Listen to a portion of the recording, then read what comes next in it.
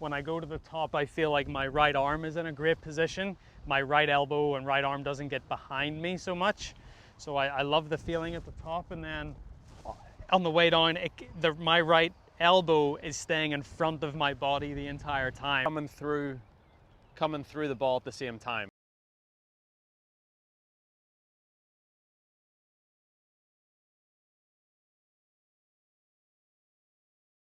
It's not, sometimes what happens is I'll get to the top and it'll get trapped behind me.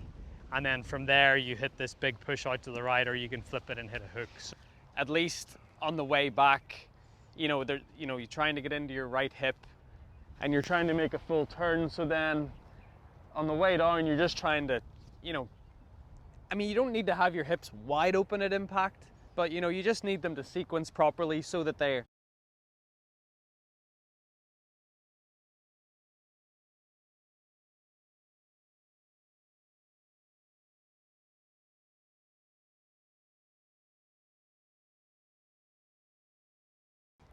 right elbow, right hip, right knee, everything together.